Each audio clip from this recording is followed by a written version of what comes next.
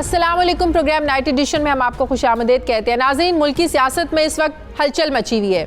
Opposition leader Shahbaz शरीफ London में बैठकर बार बार in house तब्दीली की बातें करते हैं, लेकिन उन्होंने वतन वापस कब आना है ये किसी को मालूम नहीं है। दूसरी तरफ मुल्क के सियासी हलकों में ये सवाल उठ रहा है कि क्या हुकूमत के लिए आने वाले दिनों में हुकूमती इत्तेहादी या हुकूमत के अपने कोई ऐसी मुश्किल खड़ी कर सकते हैं जिसका अंजाम हुकूमत के खात्मे या फिर कहा जाए इन हाउस चेंज की सूरत में हो सकता है। इस सवाल का जवाब तो आने वाला वक्त ही देगा, लेकिन हुकूमती मुश्किलात में दिन ब दिन होने वाले इजाफे से हुकूमत शदीद दबाव का शिकार नजर आ रही है। मुल्की मईशत का इस्तेहकाम सिर्फ अदाद शुमार में नजर आ रहा है। अवाम महंगाई की चक्की में पिस रहे हैं, इंतजामी मामलात बदहाली का शिकार हैं। अपोजिशन अगर मुफाहमत इख्तियार करे तो फिर उसे ताने दिए जाते हैं और मुफाहमत ना करे तो इल्जामात दिए जाते हैं कि अपोजिशन पार्लियामेंट को फाल करने में किरदार अदा नहीं कर रही है। मुल्क का सबसे बड़ा सूबा पंजाब, जिसमें किसी को यही मालूम नहीं है कि पंजाब चला कौन रहा है। कहा यह जा रहा है कि पंजाब में ब्यूरोक्रेसी वज़ीर आला से ज्यादा ताकतवर हो चुकी है और तमाम अहम फैसले ब्यूरोक्रेसी कर रही है। गवर्नर पंजाब इसी की दुहाई देते हुए नजर आ रहे हैं कि अगर गवर्नर हाउस से मेरे दफ्तर से भी फोन जाए तो ब्यूरोक्रेसी काम नहीं करती। कोई वजीर कह दे तो काम नाजायज, मगर ब्यूरोक्रेसी का अफसर कह दे तो वही काम जायज हो जाता है। जबकि इन्हीं वजूहात की बुनियाद पर यह भी कहा जा रहा है कि तहरीक इंसाफ के 20 अरकान का जो ग्रुप अलग हुआ है वो भी वज़ीर आला उस्मान बुज़दार को बाइख्तियार बनाने की एक मुनज़्ज़म कोशिश भी है। इस बात में कितनी हकीकत है और क्या स्पीकर पंजाब असम्बली परवेज़ इलाही वाकई वज़ीर आला बनने के ख्वाह हैं, उस कोशिश में हैं? इस पर मैं बात करूंगी, तज्ज़िया लूंगी। सीनियर सहाफ़ी, तज्ज़ियाकार, एंकर पर्सन हामिद मीर साहब ने मुझे ज्वाइन किया। अस्सलाम वालेकुम, बहुत शुक्रिया मीर साहब आपका। हामिद मीर साहब, सियासी हालात में एक तरफ पॉजिटिव पेशरफ्त है कि हुकूमत और अपोजिशन में ताउन आगे बढ़ रहा है। इलेक्शन कमीशन की तैनातियों को देखें तो इत्तफाक राय एक बड़ी कामयाबी है। आर्मी एक्ट में तरमीम पर इत्तफाक राय को लेकर यह भी एक बहुत बड़ी कामयाबी है। भले फैसल वाडा के एक्ट की वजह से हुकूमत को शर्मिंदगी का सामना करना पड़े, लेकिन इत्तेहादियों की नाराजगी कहें दूसरी तरफ या तहफ़्फ़ुज़ात कहें और PTI के अपने नाराज अरकान जो हैं, ये दोनों फैक्टर हुकूमत के लिए कितनी मुश्किलात का सबब जो है ना वो बन सकते हैं आगे चलकर? देखें, जो हुकूमत के लिए जो मुश्किलात थी वो आहिस्ता आहिस्ता फ़िलहाल कम हो रही हैं। उसकी वजह ये है कि जब ये आर्मी एक्ट में तरमीम के मसले पे अपोजिशन की दो बड़ी जमातों ने जब उस एक्ट की हमायत की थी तो हुकूमत के कुछ इत्तेहादियों का ख्याल था कि शायद ये जो पीपल्स पार्टी और नून लीग ने जो हमायत की है ये इमरान खान की हमायत नहीं की बल्कि ये किसी और की हमायत की है। और फिर अचानक आपने देखा होगा कि कुछ जो अपोजिशन के रहनुमा थे उन्होंने तब्दीली के बारे में बातें करनी शुरू कर दी। उसमें बिलावल साहब ने भी ये बात की और उसके बारे में शहबाज शरीफ साहब ने भी ये बात की। लेकिन एक तरफ तो वो कह रहे थे कि ये हुकूमत जो है चल ही नहीं सकती और ये जा रही है, दूसरी तरफ उन्होंने जो अपोजिशन का जो इत्तेहाद है उसको कायम रखने की कोई कोशिश नहीं की। शहबाज शरीफ साहब लंदन ही बैठे रहे। मौलाना फजलुर रहमान ने जो एक रहबर कमेटी बनाई हुई थी उसको भी गैर मौसर कर दिया।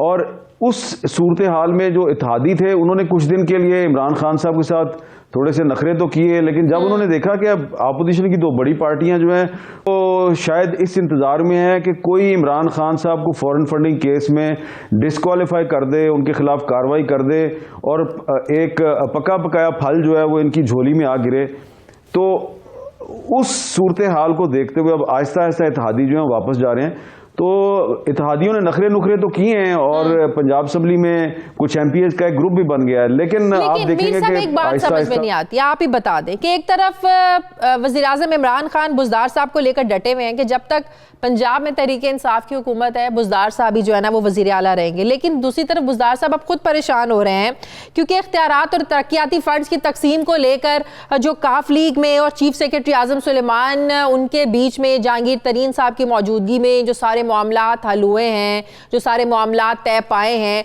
उससे वो बड़े खौफजदा से हो गए हैं कि उनका रोल तो ज़ाहिर है इससे बिल्कुल सिफर हो जाएगा। तो फिर ऐसे में पंजाब में कमज़ोर वज़ीर आला रखने का मकसद क्या है जब सारे फैसले जो है वो फिर काफ लीग मिलकर इंतज़ामी मामलात में और चीफ सेक्रेटरी मिलकर ही मामलात को तय करेंगे, तो वो तो फिर उनकी परेशानी जायज़ है। देखें, बात यह है कि कुछ रियलिटीज़ हैं कुछ रियलिटीज़ हैं, वो रियलिटीज़ आपको तस्लीम करनी चाहिए। उस्मान बुज़दार साहब जो हैं वो इमरान खान की प्रॉक्सी हैं, वो उनकी खुद अपनी कोई सियासी हैसियत नहीं है, वो इमरान खान की प्रॉक्सी हैं और जो भी मामलात वहाँ पे पंजाब में तय हुए हैं वो इमरान खान की मर्ज़ी से हुए हैं और उस्मान बुज़दार साहब ने उन मामलात पर कहीं पर कोई नाराज़गी का इजहार नहीं किया। और ये इंप्रेशन भी गलत है अगर कहीं पे ये खबर किसी अखबार में छपी है कि काफ लीग ने अमली तौर पे वहाँ पे कब्जा कर लिया। काफ लीग का कब्जा किस तरह हो सकता है जब असल जो वज़ीर आज़म साहब हैं वो बराह रास्त पंजाब के मामलात को देख रहे हैं। उस्मान बुज़दार साहब भी उनके फ्रंटमैन हैं और जो चीफ सेक्रेटरी हैं पंजाब के वो भी उन्हीं के लाए हुए आदमी हैं, आईजी पंजाब भी उन्हीं का लाया हुआ आदमी है। सारे के सारे जो हैं ये प्राइम मिनिस्टर हाउस से इंस्ट्रक्शन लेते हैं, उस्मान बुज़दार साहब उसको इंप्लीमेंट करवाते हैं। लिहाजा उस्मान बुज़दार साहब ने कभी किसी मरहले पर यह नहीं कहा कि मैंने एक ताकतवर चीफ मिनिस्टर बनना है और मेरे इख्तियारात क्यों छीने जा रहे हैं, ऐसी कोई बात नहीं है। उस्मान बुज़दार साहब को अच्छी तरह पता है कि मैं इमरान खान की प्रॉक्सी हूं और उनकी प्रॉक्सी रहूंगा।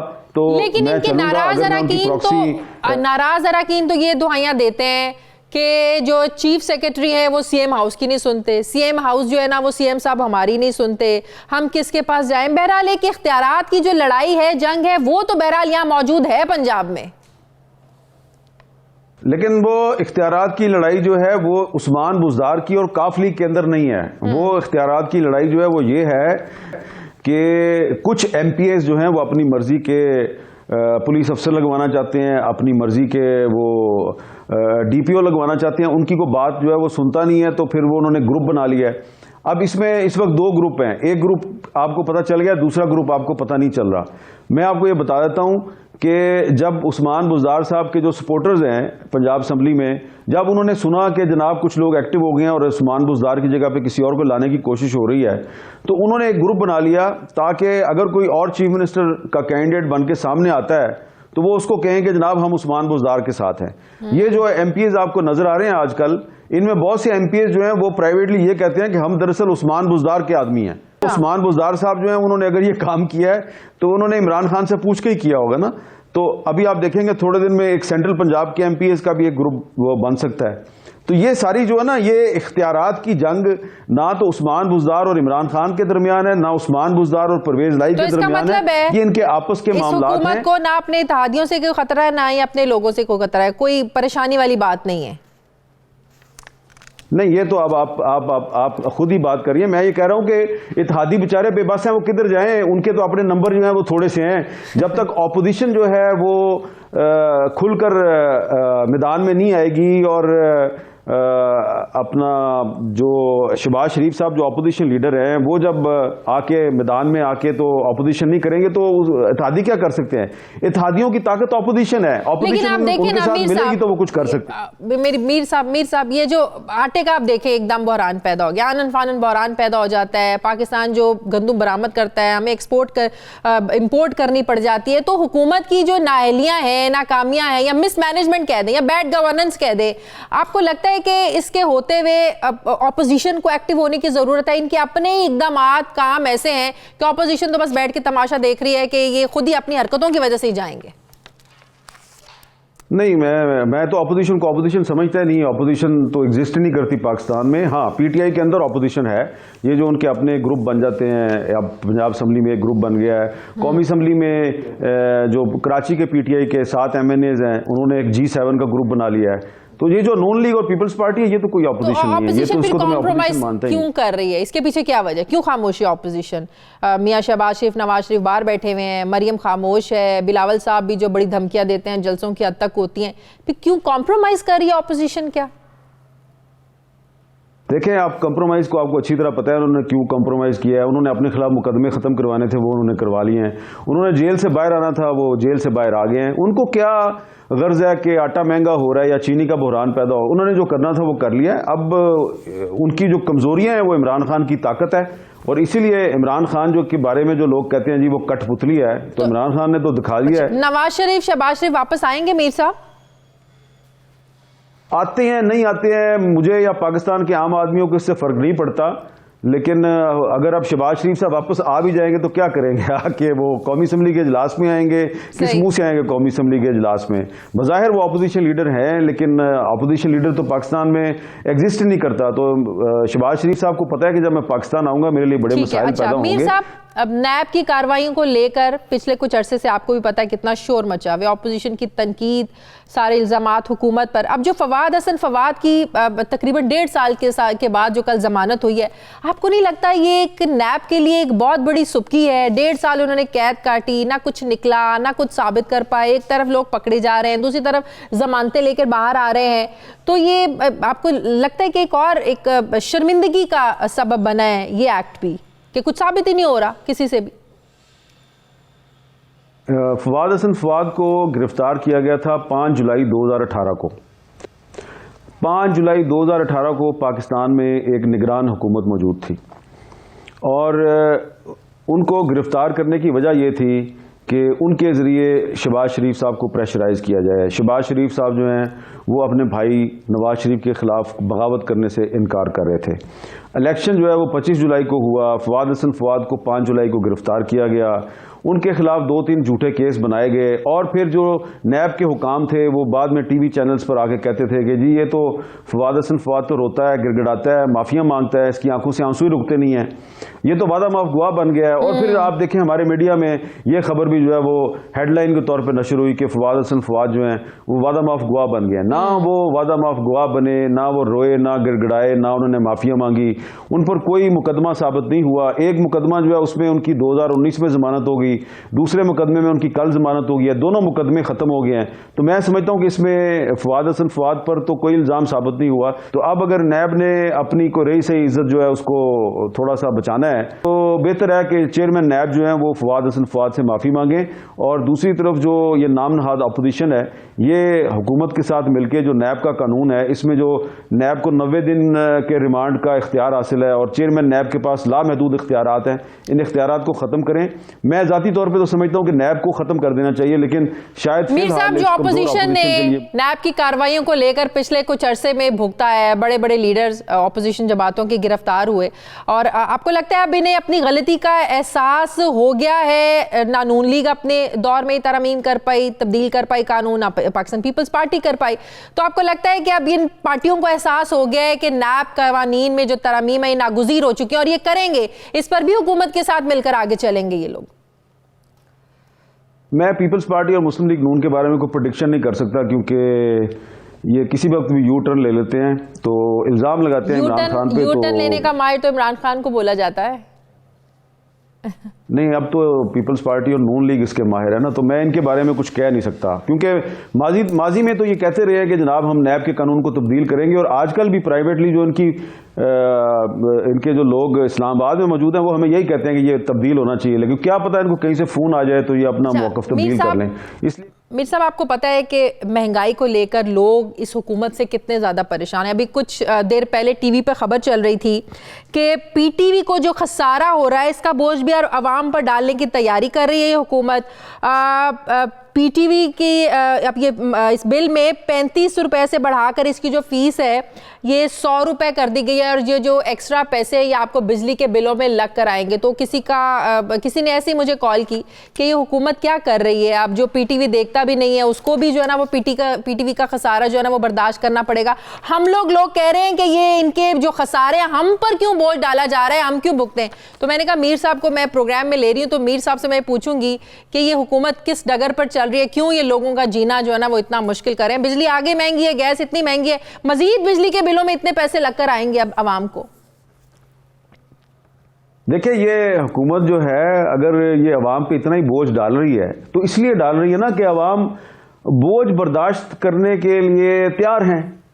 वो अपना आटा महंगा हो गया तो अवाम जो है वो चीखे मारते हैं और कुछ नहीं करते, चीनी महंगी हो जाती है वो चीखे मारते हैं और कुछ नहीं करते। अब पीटीवी की जो लाइसेंस फीस है उसमें इजाफा हो गया। तो भाई आप देखें कि दुनिया भर में जहाँ पे लोग जो हैं वो जब उन पर टैक्सों का बोझ डाला जाता है, जब महंगाई हो जाती है तो वो सड़कों पे आके एहतजाज करते हैं। वो ये नहीं देखते कि जनाब शहबाज शरीफ लंदन बैठा हुआ है और आसिफ जरदारी जो है वो बीमार हो गया है और बिलावल जो है वो आजकल थोड़ा सा खोया खोया सा रहता है, वो ये नहीं देखते, वो ये भी नहीं देखते कि मौलाना फजलुर रहमान उम्रा करने के लिए सऊदी अरब चले गए। लोग खुद बहुत सड़कों पे आ जाते हैं। तो जब आप के खुद अपने अमाल इस किस्म के हैं कि आपने खुद इजाज़त दी हुई है हुकूमत को कि वो IMF की तलवार हाथ में लेके कभी आपके कान काटते हैं, कभी आपके नाक काटते हैं, कभी आपकी भवें मूंड देते हैं, फिर आपका सर के बाल भी जो है वो सारे गंजे कर देंगे, तो आपने सिर्फ अगर चीखें मारनी है और लोगों ने सिर्फ आपको फ़ोन करने हैं और आपने आगे से उनके जज्बात मेरे तक पहुँचाने हैं, मैं तो यही बात ही कर सकता हूँ ना। लेकिन ये तो लोग जो हैं वो उनको अपना काम खुद करना चाहिए, लोगों को खुद सड़कों पे आना चाहिए। ये आपके और मेरे कंधे जो है वो कब तक इस्तेमाल करेंगे? पाकिस्तान के अवाम जो है बुरा ना मनाएं, उनको खुद सड़कों पे आके एहतजाज करना चाहिए। अगर एहतजाज नहीं कर सकते तो क्या वो सिर्फ चाहते हैं कि टीवी पर आके मैं और आप ही बोलते रहे? खुद नहीं उन्होंने अपने लिए आवाज बुलंद करनी। हम प्रोवोक करें लोगों को कि आप बाहर निकले एहतजाज के लिए? नहीं, मैं प्रोवोक करने की क्या बात है? दुनिया भर में आप देखें, ये उसमें बैरूत में नहीं लोग निकले हुए क्या? इंडिया में जो मोदी का जो एक शहरियत में तरमीमी बिल का जो कानून है उसके खिलाफ लोग नहीं सड़कों पे निकले हुए? दुनिया भर में लोग निकलते हैं सड़कों पे अपने हकूक के लिए। ये एक आईनी और सियासी और जमहूरी हक है आपका कि आप पर जब कोई नजायज बोझ डालता है तो आप सड़क पे आते हैं। लेकिन यहाँ पे लोग जो है वो आपको फोन कर दिया और मुझे टेक्स्ट कर दिया, मैसेज कर दिया, जनाब बड़ा जुल्म हो रहा है, आप जनाब कुछ बोलें। चलें, मैंने भी बोल दिया, आपने भी सवाल कर दिया, लेकिन इमरान खान जो है उसको तो मीर साहब अगर लोगों ने बाहर निकलना होता तो मौलाना साहब जो लोग बाहर लेकर निकले वो मदरसे के सिर्फ लोग ना होते, फिर उसमें आम आवाम जिन्होंने इनको वोट दिया वो भी शामिल होते। वो तो बाहर नहीं निकले मौलाना के साथ, तो नहीं निकले ना। आम लोग अगर नहीं निकले और अब भी नहीं निकल रहे तो फिर उन पर बोझ बढ़ता रहेगा। लिहाजा देखें, जिस तरह के लोग होते हैं ना उन पर वैसी ही हुकूमत आती है। तो हुकूमत अगर जालिम है तो उसकी वजह यह है कि अवाम जुल्म सहने के लिए तैयार है। बहुत शुक्रिया। सीनियर सहाफ़ी, तज़कियाकार, एंकर पर्सन हामिद मीर साहब मेरे साथ थे। बहुत शुक्रिया आपका। मुझे प्रोग्राम में एक ब्रेक लेनी है नाज़रीन, वापस आते हैं छोटे से वक्फे के बाद।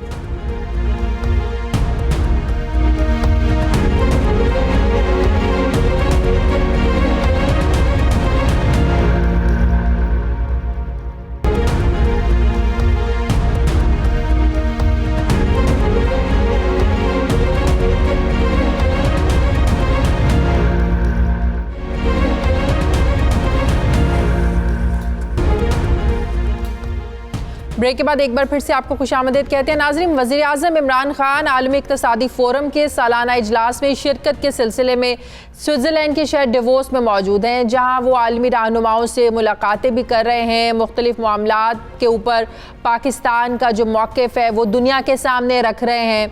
वज़ीर आज़म इमरान खान ने बैनुल-अक़वामी मीडिया काउंसिल से भी खिताब किया और कहा कि अब अमरीका के साथ दो तरफ़ा ताल्लुकात की बुनियाद पर ये ताल्लुकात आगे बढ़ेंगे। अफ़गानिस्तान में अमन पाकिस्तान के लिए इंतहाई ज़रूरी है। अमरीका समझता है कि अफ़गानिस्तान के मसले का हल ताकत का इस्तेमाल है और मैंने हमेशा ताकत के इस्तेमाल की मुखालिफत की है। अब अमरीका भी आखिर में मुज़ाकरात ही कर रहा है। वज़ीर आज़म इमरान खान ने इस फोरम पर मसला कश्मीर पर भी बात की और नरेंद्र मोदी का जो मकरू चेहरा है इसको एक बार फिर से बेनकाब किया। वज़ीर आज़म ने कहा कि नरेंद्र मोदी की हुकूमत नाजी तर्ज पर RSS के नज़रिए पर अमले पैरा है और मोदी की गलत पॉलिसी के बायस हालात जो हैं ये बद से बदतर होते जा रहे हैं। मकबूजा कश्मीर में जारी जुल्म सितम रुकवाने के लिए अक़वाम मुत्तहिदा और अमरीका की मुदाखलत की ज़रूरत है। दूसरी तरफ वज़ीर आज़म इमरान खान ने कल अमरीकी सदर ट्रंप से भी मुलाकात की, जिसमें प्रेसिडेंट ट्रंप ने एक बार फिर से मसला कश्मीर के ऊपर सालिसी की पेशकश की। अमरीका आखिर इस मामले को लेकर कितना संजीदा है? इस पेशकश से मसला कश्मीर एक बार फिर से दुनिया के सामने उजागर हुआ है, लेकिन क्या इससे कश्मीरी अवाम को कोई रिलीफ मिल सकेगा? सदर ट्रंप की जानिब से जब ऐसी पेशकश हम जानते हैं पहले की गई थी तो उसके कुछ ही दिनों के बाद भारत ने कश्मीर में कर्फ्यू नाफिज कर दिया था, जो कि आज 171 दिन गुजरने के बाद भी जारी है। उस दौरान ना तो आलमी मजम्मतें इस कर्फ्यू को हटवाने में कामयाब हुई और ना ही भारत पर किसी किस्म का कोई आलमी दबाव डाला गया जिससे जो भारत था अपने इक़दाम वापस ले पाता। ऐसा नहीं हुआ। सवाल यह है कि कश्मीरी अवाम को रिलीफ कब मिलेगा? प्रेसिडेंट ट्रंप की जो पेशकश है, क्या इस बार कोई मौसर रोल अमेरिका वाकई इसमें कोई प्ले कर सकता है? मैं बात करूंगी। मुझे दिफाई तज्ज़ियाकार जनरल रिटायर्ड एजाज़ अवान साहब ने मुझे ज्वाइन किया। अस्सलाम वालेकुम, बहुत शुक्रिया जनरल साहब आपका। जनरल साहब, वज़ीर आज़म इमरान खान और प्रेसिडेंट ट्रंप की तीसरी मुलाकात में एक बार फिर से मसला कश्मीर पर बात हुई।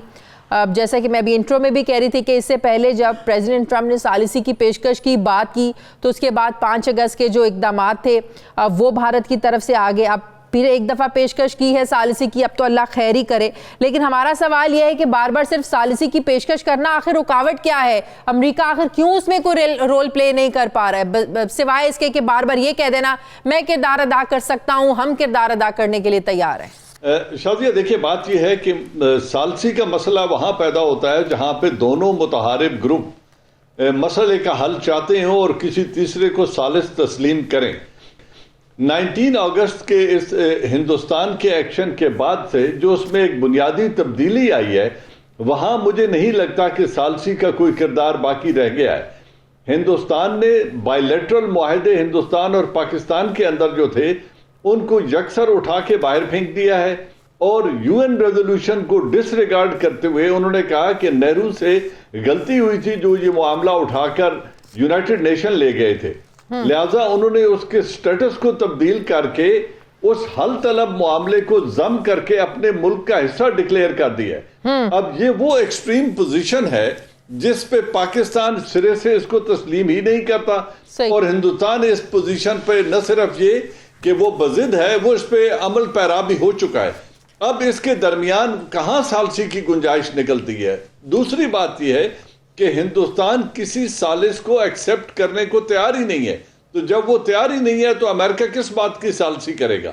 तीसरी बात यह है कि अगर अमेरिका कॉन्फ्लिक्ट रेजोल्यूशन में कोई रोल प्ले करना चाहता है तो पहले 3 इश्यूज हैं, 2 ह्यूमैनिटेरियन ग्राउंड्स पे हैं और तीसरा एक बैनुल अक़वामी इशू है।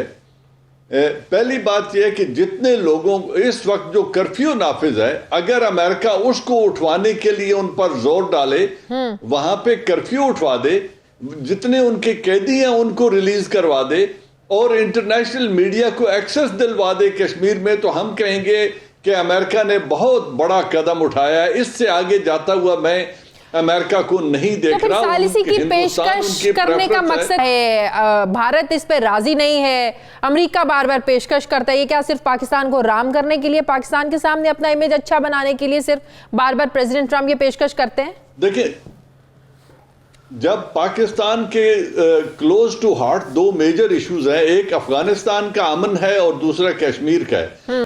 जब प्राइम मिनिस्टर बार बार इन 2 इश्यूज को उठाएगा तो कश्मीर के हिस्से में तो वो एक लॉलीपॉप उन्होंने रखा हुआ है कि yes I am play to role a mediator, मैं सालिस बनने को तैयार हूं, ये कह के वो फारिग हो जाते हैं। और अफगानिस्तान में अमन के लिए वो पाकिस्तान को कहते हैं कि अब आपको बहुत कुछ और करना है और आप हमारे साथ मुआवनत करें ताकि हम वहां अपने ऑब्जेक्टिव हासिल करके आ सकें। तो तीसरा इशू अब मिडिल ईस्ट और सऊदी अरेबिया ईरान का है, इसमें भी वो हमें कह देंगे yes you are welcome to play a role. तो लेकिन जनरल साहब बात यह है कि इस मौके पर इस साल के आखिर में, जब इस साल के आखिर में अमेरिका में इलेक्शंस होने जा रहे हैं और प्रेसिडेंट ट्रंप ने पिछले इलेक्शंस कैंपेन में जो एक वादा किया था कि हम 2020 के इलेक्शन से पहले जो है ना वो अफगानिस्तान से निकल जाएंगे, तो अब इस मौके पर यकीनन अमेरिका को पाकिस्तान की ज़रूरत है। और अभी दूसरी तरफ आप देखें FATF का इजलास भी चल रहा है, तो ये क्या बेहतरीन मौका नहीं है कि अपने मुतालेबात भी सामने रखे जाए? प्रेसिडेंट ट्रंप ने जाहिर है इस वादे को सामने लेकर जाना है अपनी इलेक्शन कैंपेन में कि हम अफगानिस्तान से, हमारी फौजें निकल गई, हम अफगानिस्तान से निकल गए हैं। तो आपको लगता नहीं कि ये बड़ा अच्छा एक मौका है पाकिस्तान के पास कश्मीर पर भी अपना पॉइंट ऑफ व्यू जो है ना वो सामने रखने का और अपने मुतालिबात मनवाने का? मैं वही कह रहा हूं शादिया कि मौका बहुत अच्छा है, हाँ। लेकिन जिसके सामने आप ये मौका रख रहे हैं वो खुद इतना ताकतवर और इन्फ्लुएंशियल मुल्क है कि अगर उसने अफगानिस्तान से निकलने का वादा किया तो वो अपने ट्रुप्स उठाएगा और निकल जाएगा और इस जलती हुई आग को छोड़ के वो किसी वक्त भी जा सकता है अगर उन्होंने जाने का फैसला कर लिया। लेकिन अफगान भी चाहते हैं और हम भी चाहते हैं कि निकलने के बावजूद वो कोई जिम्मेदारी कबूल करें, क्योंकि तकरीबन $4 अरब सालाना अफगानिस्तान को चाहिए होंगे अपनी फोर्सेस को मेंटेन करने के लिए और अमन के क़याम के लिए। वो कौन देगा? उस मुतालबे की वजह से डिले हो रहा है। अगर वो हो तो, वरना तो अमेरिका तो चाहेगा, और हो भी सकता है कि अगर वो ज्यादा फ्रस्ट्रेट हुआ तो अपने इंतखाबात से पहले वो यहां से निकलने का फैसला कर लेगा और अपने ट्रुप्स को निकाल लेगा। रहा मिडिल ईस्ट और कश्मीर, इसके ऊपर कोई सॉलिड प्रोग्रेस मुझे नहीं लगती कि 2020 तो में अगर सिर्फ वादे को पूरा के लिए अपने ट्रूप्स अमेरिका प्रेसिडेंट ट्रंप निकाल के ले जाते हैं तो फिर अफगानिस्तान की शक्ल क्या बचेगी? खाना जंगी नहीं शुरू हो जाएगी? किसका कंट्रोल रहेगा? तालिबान का रहेगा, काबुल का रहेगा? तालिबान तो आगे काबुल इंतजामिया को, हुकूमत को मानते ही नहीं है, तो क्या होगा? क्या फिर अफगानिस्तान में क्या शक्ल होगी? मेरी समझ मैं यही समझ रहा हूं कि अमेरिका निकलना तो चाहता है, उन्होंने उसूली फैसला कर लिया है, लेकिन वो निकलने से पहले इसको न तो खित्ते की जो ताकतें हैं उनके रहमो करम पे छोड़ना चाहते हैं, न वो चाहते हैं कि यही जो आज की उनकी आर्मी है, अफगान आर्मी, जब इसको तनख्वाहें नहीं मिलेंगी तो ये शाम को अपनी बंदूक उठा के जाके अपने वॉर लॉर्ड्स के साथ मिल जाएंगे और फिर से खाना जंगी शुरू हो जाएगी। लिहाजा वो चाहते ये हैं कि हम अपनी कामयाबी या विक्ट्री का तासुर देने के लिए वो चाहेंगे कि यहाँ कुछ किसी किस्म की एक हुकूमत कायम हो जिनको हम कुछ अर्सा सस्टेन करें और रीजनल कंट्रीज अपनी जिम्मेदारी कबूल कर लें तो अमेरिका निकलने को तैयार हो जाएगा। इस पे जिस दिन एग्रीमेंट हो गया उस दिन अमेरिका यहाँ से निकल जाएगा। तो FATF पर इस पर अमेरिका हमारी सपोर्ट कर सकता है? FATF में करना चाहे तो बहुत कुछ कर सकता है, लेकिन वो इसको लटकाएगा। फरवरी में शायद कुछ कंसेशन और टाइम दे दें, लेकिन मुझे नहीं लगता कि अपनी इलेक्टोरल कैंपेन से पहले, क्योंकि देखें इसमें एक और चीज बड़ी समझने वाली है कि पाकिस्तान की रीजन में जो स्टैंडिंग है और जो वेस्ट और अमेरिका के बड़े ऑब्जेक्टिव्स हैं इस रीजन में, उनमें पाकिस्तान एक बहुत अहम रोल प्ले कर सकता है। उनके हुसूल के लिए वो कोई ना कोई चाबी अपने हाथ में हर वक्त जरूर रखेंगे, क्योंकि एक तरफ तो हमारी जोग्राफियाई लोकेशन ऐसी है कि हमारे रवाबित मिडिल ईस्ट के मुसलमान कंट्रीज से भी अच्छे हैं, चाइना से हमारे ताल्लुकात बहुत अच्छे हैं, रूस के हम दिन ब दिन नजदीक हो रहे हैं, ईरान के साथ हम अच्छा एक रोल प्ले कर सकते हैं और हम तिजारत बढ़ाना चाहते हैं, और चीन का जो रास्ता है यूरेशिया की तरफ और मिडिल ईस्ट की तरफ और उनके ताउन, क्योंकि चीन भी ईरान में बहुत बड़ी इन्वेस्टमेंट करने जा रहा है, तो इस जो बढ़ता हुआ इकोनॉमिक इन्फ्लुएंस है चीन का, उसमें हमारा किरदार बड़ा बुनियादी है। इन तीन वजूहात की वजह से अमेरिका हमारी कोई ना कोई चाबी अपने हाथ में, वो FATF की सूरत भी हो सकती है या IMF की में हो सकती है,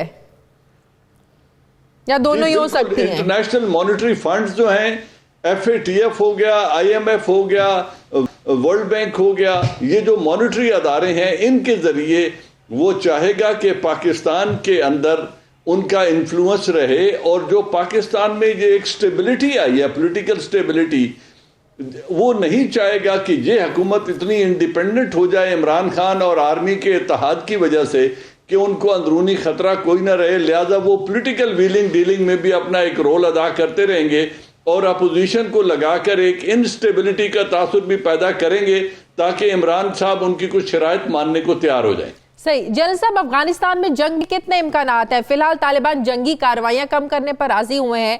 मुस्तकिल जंग बंदी का मुतालबा अमेरिका का हमेशा रहा है और तालिबान ने मुस्तकिल जंग बंदी पर कभी जो है ना वो तालिबान राजी नहीं हुए। लेकिन जो काबुल इंतजामिया है, काबुल हुकूमत है, वो कह रहे हैं कि तालिबान का जंगी कार्रवाइयां कम करना भी ये एक धोखा है, ये साजिश है। तालिबान आलमी बरादरी को और अमेरिका को जो है ना वो धोखा दे रहे हैं, अपनी आवाम को धोखा दे रहे हैं। बात यह है इसके बावजूद भी मुज़ाकरात आगे बढ़ रहे हैं जनरल साहब, तो ये क्या इस बात की तरफ इशारा है कि दोनों तरफ से लचक दिखाई जा रही है, अमेरिका की तरफ से भी और तालिबान की तरफ से भी, क्योंकि मुस्तकिल जंगबंदी तो नहीं हो रही? मुकम्मल जंगबंदी न होने की दो बड़ी वजूहात हैं। पहली बात यह है कि जो इंतखाबात के रिजल्ट हैं उसके नतीजे में वो रिजल्ट मशकूक हैं, वोटर टर्नआउट बहुत कम था और कोई स्टेबल गवर्नमेंट नहीं है और उसमें तालिबान की तो कोई नुमाइंदगी ही नहीं है। हाँ। तो तालिबान बड़े स्टेक होल्डर्स हैं। जब उनकी आने वाली हुकूमत में कोई नुमाइंदगी नहीं है, नंबर दो, अगर वो आज मुकम्मल जंगबंदी कर दें तो जो मुजाहिदीन उनके साथ बैठे हैं वो क्या करेंगे? वो अगर अपने घरों को चले जाते हैं तो दोबारा इकट्ठे करना उनको नामुमकिन हो जाता है। वो चाहेंगे कि इनको किसी न किसी तरीके से बहसियत फोर्स मेंटेन किया जाए और इनको मसरूफ रखा जाए। हाँ, वो अमन की तरफ बढ़ने के लिए उन्होंने जो कोशिशें थी या वो जो टारगेटिंग कर रहे थे अमेरिकन फोर्सेस और अफगान गवर्नमेंट की, उसमें कमी लाने का उन्होंने इंदिया दिया है कि हम ये जो कार्रवाइयां हैं इनको मिनिमाइज कर रहे हैं ताकि कोई अमन का रास्ता निकल आए। लेकिन हतमी तरीका वही होगा कि जब तक कोई स्टेबल गवर्नमेंट नहीं आती, जब तक अफगान को हुकूमत में कोई रोल नहीं मिलता, चाहे वो नेशनल गवर्नमेंट की सूरत में हो या नए इंतखाबात की सूरत में हो, जब तक अमेरिका निकलने का हतमी ऐलान नहीं करता तारीख का, उस वक्त तक मुकम्मल जंग बंदी करके तालिबान अपने जो फोर्सेज हैं उनको डिसइंटीग्रेट या डिस्पर्स नहीं करना चाहते।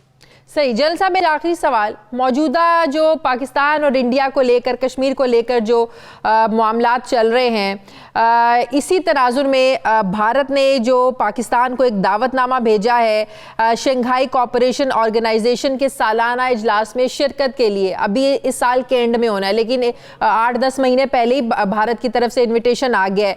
तो मौजूदा हालात के तनाजुर में कश्मीर के पस मंज़र को भी सामने रखते हुए क्या पाकिस्तान को ये इन्विटेशन एक्सेप्ट करना चाहिए, प्राइम मिनिस्टर को वहां जाना चाहिए या इसका बायकॉट करना चाहिए? देखिए, दो चीजें, जब भी आप कोई बड़ा फोरम अपने आप को डिनाय करते हैं तो आप कुछ ना कुछ लूज जरूर करते हैं, लेकिन ये डिनाय करना एहतजाज का एक तरीका भी होता है।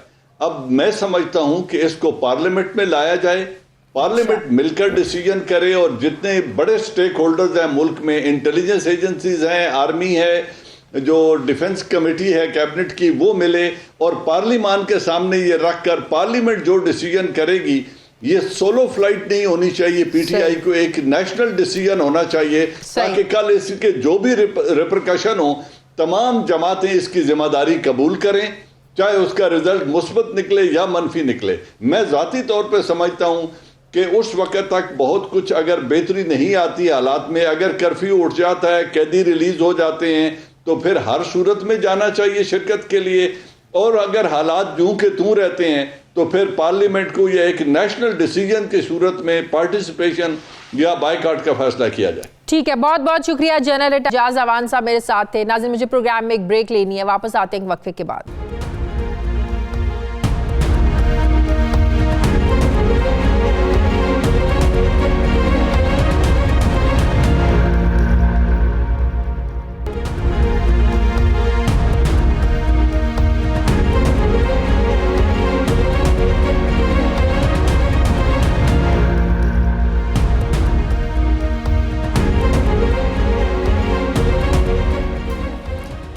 नाजरीन, 2009 में श्रीलंका की टीम पर लाहौर में होने वाले हमले ने पाकिस्तान में खेलों के मैदान को वीरान कर दिया था, लेकिन पाकिस्तानी अवाम की दहशतगर्दी के खिलाफ जदोजहद और सिक्योरिटी इदारों की मुसलसल काविशों ने मुल्क में अमन व अमान की सूरत हाल को आइडियल बनाया।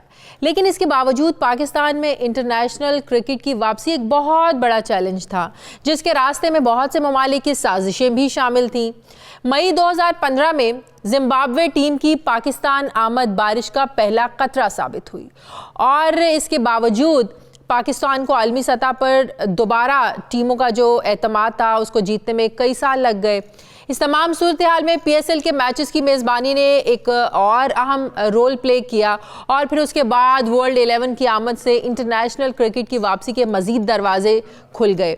लेकिन दुनिया को मुस्बत पैगाम उस वक्त पहुंचा जब दहशतगर्दी का निशाना बनने वाली श्रीलंकन टीम ही वाहिद T20 मैच खेलने के लिए लाहौर आई, और फिर उसके बाद वेस्ट इंडीज़ टीम की कराची में आमद से ये तासुर फिर और ज़्यादा मज़ीद स्ट्रॉन्ग हुआ, गहरा हुआ कि पाकिस्तान इंटरनेशनल मुकाबलों की मेज़बानी के लिए मुकम्मल तौर पर तैयार है।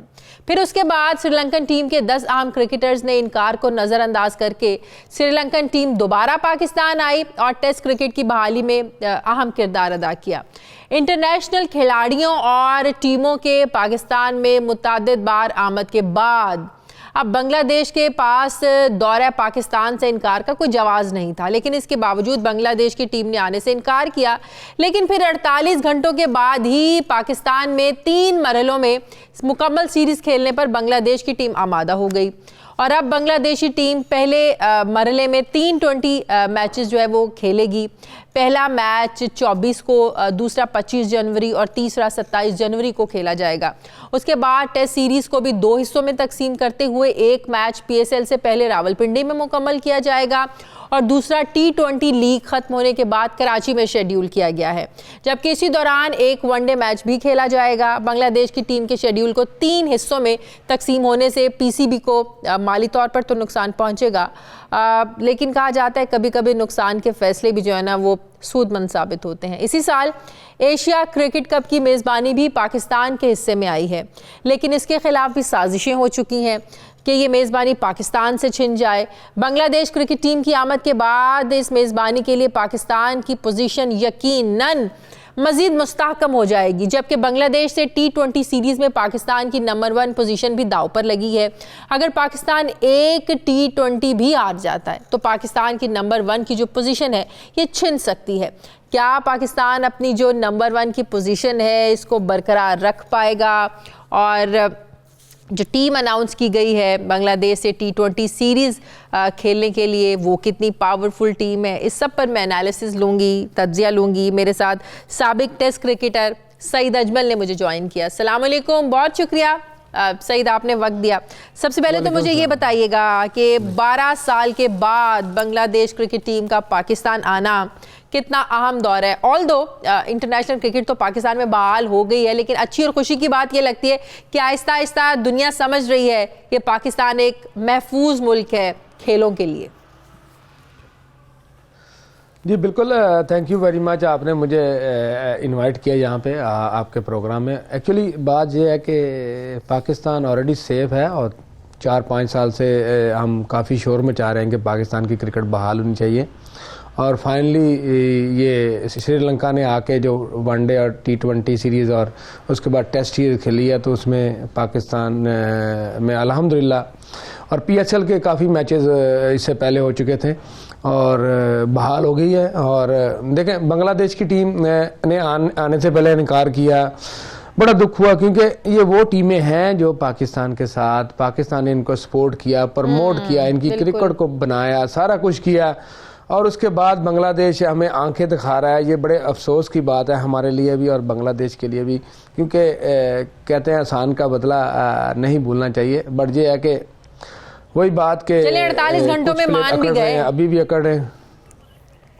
हाँ, मगर मान गए हैं, मगर ये ऐसी टूट के जो सीरीज खेलने का मजा आता है वो नहीं है। एक्चुअली इनको पूरी सीरीज के लिए फौरन आमादा करना चाहिए था, और खुशहाल बात ये है कि फाइनली वो आ रहे हैं, और मेरी दुआ है कि इनको एक तो इनको अच्छा एंटरटेनमेंट किया जाए, प्लस पाकिस्तान जैसे हालिया दौरा जो श्रीलंका था उसमें शायकीन की वो दिलचस्पी, वो एक इंटरेस्ट और वो जोशो खरोश नजर नहीं आया।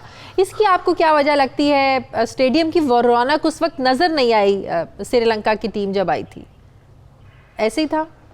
देखें, ये बिल्कुल ऐसे ही था, और मैंने पहले भी प्रोग्राम में कहा था कि हमें पूरा प्रमोट करना चाहिए पाकिस्तान क्रिकेट को। जैसे हम PSL में देखें, काफ़ी क्राउड आता है देखने के लिए मैच, और ऐसा इस सीरीज़ में भी ऐसा ही होनी चाहिए, ताकि लोगों को एक अच्छा और पॉजिटिव मैसेज जाए, सारे जो अराउंड जो दूसरी बड़ी टीमें हैं उनको पता चल सके कि पाकिस्तान बिल्कुल ज़बरदस्त, सेफ सिटी के लिहाज से और क्रिकेट के लिहाज से, क्रिकेट लवर के लिहाज से बड़ा ज़बरदस्त मुल्क है। और हम चाहते हैं कि क्योंकि हर बंदा हमारा पाकिस्तानी चाहता है कि हमारे मुल्क में अच्छी बड़ी टीमें भी आना शुरू करें, और बिल्कुल ये वो टाइम है।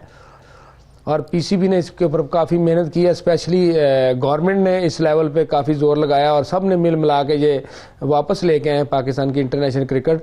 और क्राउड को भी थोड़ा प्रमोट करना चाहिए, सब आके देखें। बात ये नहीं है कि टिकट लगी हुई है कि नहीं, बात ये है कि हमारे मुल्क का इमेज है, हम अपने मुल्क के इमेज को उजागर कर रहे हैं, और हमें प्रमोट करना है अपनी क्रिकेट को और अपनी हर स्पोर्ट्स को, ताकि हम आने वाले वक्तों में एक अच्छी स्पोर्ट्समैन कंट्री बन सके। अच्छा सही, ये डिवाइडली ये जो सीरीज रखी गई है T20 सीरीज के 3 मैचेस लाहौर में 24, 25, 27 को होने हैं, उसके बाद बांग्लादेशी टीम वापस चली जाएगी। जो बात अभी आप भी कर रहे थे कि इस तरह नहीं होना चाहिए था, तो इस तरह की सीरीज जब होती है डिवाइड होकर तो 3 हिस्सों में तकसीम कर दिया जाए एक सीरीज को, इससे आप समझते हैं कि टीमों की परफॉर्मेंस में मुतासिर होती है। एक तो एक फ्लो चल रहा होता है ना, एक परफॉर्मेंस चल रही होती है, आपको पता है एक सीरीज है ये फलां डेट से शुरू होकर फलां को खत्म होनी है पूरी सीरीज, लेकिन जब इस तरह हिस्सों में तकसीम हो जाए तो खिलाड़ी भी तो ज़ाहिर है डिस्टर्ब होते हैं, परफॉर्मेंस मुतासिर होती है। बिल्कुल जी, देखें इसमें बांग्लादेश की टीम भी मुतासर होगी, ट्रैवलिंग भी होती है, आपको पता है कुछ ऐसी चीज़ें होती हैं जिसका इन आउट में काफ़ी वो परेशानी भी रहती है। प्लेयर 3 मैच खेलने के बाद इंतज़ार करते हैं कि अगला मैच कब आएगा। हाँ। तो ऐसा होना नहीं चाहिए। और देखें पीसीबी ने मान लिया, ठीक है, क्योंकि पीसीबी को भी इसका बहुत ज़्यादा लॉस है, जाहिर बात है, सीरीज़ इकट्ठी हो तो स्पॉन्सर अच्छे मिल जाते हैं, और पाकिस्तान में होम सीरीज़ हो तो डेफिनेटली हर बंदा चाहता है कि वो स्पॉन्सर भी करें। बट ये है कि वही बात कि देर आए हैं, चलें जैसे भी आए हैं, हम इनको अच्छा इंटरटेनमेंट करें ताकि आने वाली जो दूसरी टीमें हैं उनको भी हम पाकिस्तान में लेके होम सीरीज में कम है, हमें कितना एज है। अगर अपनी टीम को देखें सईद, तो मोहम्मद आमिर और फ़खर जमान को ड्रॉप करना, शुएब मलिक और मोहम्मद हफीज़ को शामिल करना, ये कैसा डिसीजन है? देखिए मैं भी चाहता हूं कि सीनियर के साथ जूनियर मिल के खेलें, और क्योंकि आगे मैंने आना हमारा वर्ल्ड कप ऑस्ट्रेलिया में जाके हमने खेलना है, वहाँ पे आप पिचेस थोड़ी डिफरेंट है, और हमें कुछ प्लेयरों की ज़रूरत है जो सीनियर्स टीम के साथ लाजमी जाएं। और ये मेरा ख्याल में मुस्बा ने इसके ऊपर ये सोचा है कि 2-3 प्लेयर सीनियर लाजमी होने चाहिए टीम के साथ। जूनियर सारी टीम खेले तो वो उसमें आपको पता है कि परफॉर्मेंस में फर्क पड़ता है, बट सीनियर्स का होना बहुत जरूरी है। और मोहम्मद आमिर को खेलना चाहिए था, फास्ट बॉलर कह रहे हैं, उन्होंने टेस्ट सीरीज, ये भी एक डिस्कशन चल रही है कि उन्होंने टेस्ट सीरीज छोड़ी है, टेस्ट क्रिकेट छोड़ी है, तो शायद सजा के तौर पर उन्हें कहा गया है कि नहीं आप तो अब इसमें भी शामिल नहीं होंगे, ऐसी भी कोई बात है? आई डोंट थिंक सो, ऐसी कोई बात होगी। देखें मिसबा टेस्ट करना चाह रहे हैं वर्ल्ड कप से पहले, क्योंकि आमर तो ऑलरेडी टेस्टेड है, वो वर्ल्ड कप में मुझे उम्मीद है कि वो वर्ल्ड कप का हिस्सा होंगे, मगर वो टेस्ट कर रहे हैं क्योंकि और अच्छा नया बॉलर मिल जाए जिसको हम वर्ल्ड कप के लिए अपने साथ कंसीडर करें। 2020 जैसे मैचेस में तो ऐसे फास्ट खिलाड़ियों की जरूरत होती है। बिल्कुल ज़रूरत होती है। एक्चुअली हम सोच रहे हैं वर्ल्ड कप, और वर्ल्ड कप ज़्यादा दूर नहीं है, इसका थोड़ा ही टाइम रह गया है, और हम ये जो सीरीज़ खेल रहे हैं इसमें शायद मिसबा का ये सोच हो मिसबा की कि इसमें से कोई एक आध अच्छा बॉलर और मिल जाए, प्लेयर मिल जाए जिसको हम इस आगे कंसीडर कर सकें, ताकि एक पॉजिटिव अच्छी, क्योंकि हमारी टीम वर्ल्ड नंबर 1 है, और हम चाह रहे हैं कि कोई एक आध ऐसा बॉलर और मिल जाए जो हमें, क्योंकि ऑस्ट्रेलिया की पिचेस थोड़ी डिफरेंट है, वहाँ पे मार बहुत ज़्यादा पड़ती है T20 में। मैं अभी बिग बैश के मैच देख रहा हूँ, हारिस रऊफ ने इतना अच्छा परफॉर्म किया है, तो डेफिनेटली उसको खिलाना चाहिए। उसने इस कंडीशन में जाके आगे वर्ल्ड कॉम्बिनेशन बनता है, तज्जियाकार तो यही बात करते हैं जो स्पोर्ट्स एनालिस्ट हैं कि सीनियर और जूनियर का कॉम्बिनेशन इतना ज़्यादा स्ट्रांग होता है कि हर चीज़ आपकी कवर हो जाती है, जो आपका एक हारने का तसलसल होता है उसमें भी कमी आती है अगर आप इस कॉम्बिनेशन के साथ मैदान में जाते हैं खेलने के लिए। बिल्कुल, देखें जी, सीनियर्स अब शुएब मलिक है और मोहम्मद हफीज़ है, काफ़ी मैचेस खेले हुए हैं पाकिस्तान से, मेरा ख्याल है T20 के सबसे ज़्यादा मैचेस शुएब मलिक खेले हुए हैं, और बिल्कुल इनको साथ रखना। देखें अब परफॉर्मेंस होना ना होना ये तो एक क्रिकेट का हिस्सा है, स्पोर्ट्स का हिस्सा है, बट यह है कि सीनियर का एक मशवरा और टीम के साथ जब प्रेशर में टीम होती है तो सीनियर्स जो अच्छा ग्राउंड में खड़े होते हैं तो वो काफ़ी अच्छी चीज़ें शेयर करते हैं जिससे टीम को काफ़ी फ़ायदा होता है। और मेरे ख्याल में होना भी यही चाहिए कि सारे जूनियर नहीं होने चाहिए टीम में, कुछ सीनियर्स कुछ जूनियर के साथ मिल के खेलें तो कम्बिनेशन अच्छा बनता है और टीम भी अच्छा परफॉर्म करती है। तो होम में कितना एज है? पाकिस्तान का जो पल्ला है भारी है बांग्लादेश के खिलाफ? हाँ, मेरे ख्याल में T20 में ऐसा नहीं कहना चाहिए, बट ये है कि होम सीरीज का एडवांटेज जरूर होना चाहिए, बट ये मैं ये नहीं कह सकता कि पाकिस्तान का T20 में पलड़ा भारी होगा। बट ये है कि पाकिस्तान इस वक्त नंबर 1 टीम है, बांग्लादेश के ऊपर ज़रूर प्रेशर होगा, बट होम सीरीज़ के ऊपर जब कोई टीम हल्की आती है तो जो होम टीम है उसके ऊपर भी काफ़ी प्रेशर होता है। मैं कहता हूँ अच्छी और पॉजिटिव क्रिकेट खेलें और मुझे उम्मीद है कि रिजल्ट बेहतर होगा पाकिस्तान के लिए। T20 की जो एक पोजीशन है हमारी मुस्तहकम है, नंबर 1 की पोजीशन, इसको बचाने के लिए क्या हमें करना है, किस हिकमत अमली के साथ हमें खेलना है ताकि हमारी पोजीशन बच सके? देखें एक तो हमें सारे मैच जीतने हैं, अगर हम एक भी हारे तो हमारी पोजीशन जो है ना वो डाउन चली जाएगी। दूसरा देखें, क्रिकेट अच्छी खेले, अच्छी पॉजिटिव क्रिकेट खेलेंगे तो पाकिस्तान का जो इमेज है वो क्रिकेट में काफ़ी अच्छा है T20 के हिसाब से अगर देखा जाए। तो मुझे उम्मीद है कि पाकिस्तान ने भी ये सोचा होगा कि हमें नंबर 1 पोजीशन नहीं जाने देनी। तो मेरे ख्याल में मिसबा को सोचना चाहिए और इसके ऊपर काम करना चाहिए कि किस तरीके से, एक तो आपको टीम भी सेट करनी है वर्ल्ड कप के लिए और दूसरा ये मैच भी नहीं हारने। और जिस तरह की टीम सेट की गई, आपको लग रहा है कि इससे नया लाने की सामने कोशिश की जा रही है, नया टैलेंट सामने आएगा अगर टीम को सामने रखें तो?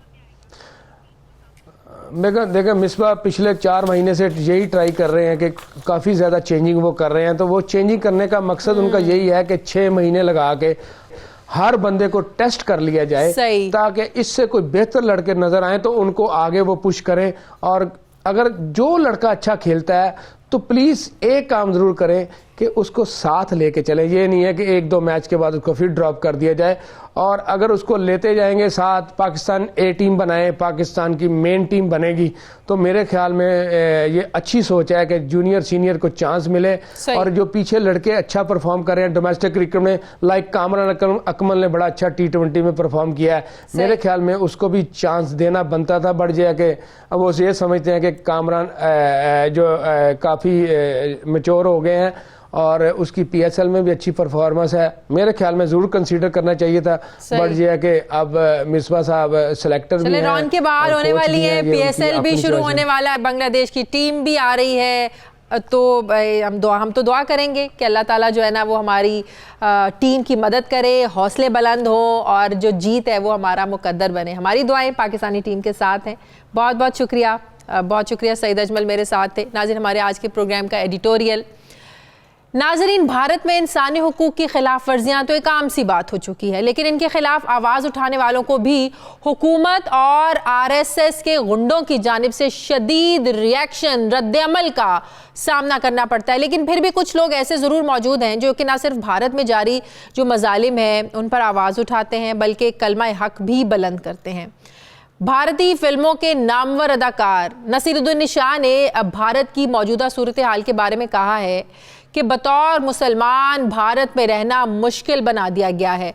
नसीरुद्दीन शाह ने यह कहा कि आखिर क्यों मेरा पासपोर्ट, वोटर्स, शनाख्ती कार्ड, ड्राइविंग लाइसेंस और कार्ड मेरे भारतीय शहरी होने के लिए ये काफ़ी नहीं है। नसीरुद्दीन शाह ने कहा कि मुझे इस बात की यकीन दहानी की ज़रूरत नहीं है कि मुसलमानों को परेशान होने की ज़रूरत नहीं है। मैं परेशान नहीं हूँ, मैं मौजूदा हालात से खौफजदा नहीं हूँ, बल्कि गुस्सा हूँ।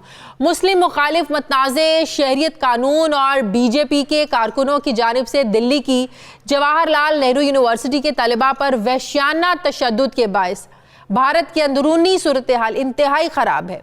पूरे भारत में मोदी की पॉलिसियों के खिलाफ मुजाहरे फूट पड़े हैं जो मोदी सरकार से कंट्रोल अब नहीं हो रहे हैं और दुनिया कह रही है कि अब भारत का टूटना जो है नागुज़ीर हो चुका है। और यकीनन मुसलमानों के खिलाफ मोदी की जो नफ़रत है ये भारत को टुकड़े टुकड़े कर देगी। और अहम बात यह है कि जो भी वहाँ पर आवाज़ उठाता है उसका जीना मुश्किल कर दिया जाता है, दोभर कर दिया जाता है। नाज़रीन, ये था हमारा आज का प्रोग्राम के लिए अपना फीडबैक ज़रूर दीजिएगा। मुझे इजाज़त दीजिए, मेरी आपसे मुलाकात होगी कल। अपना ख्याल रखिएगा। अल्लाह हाफ़िज़।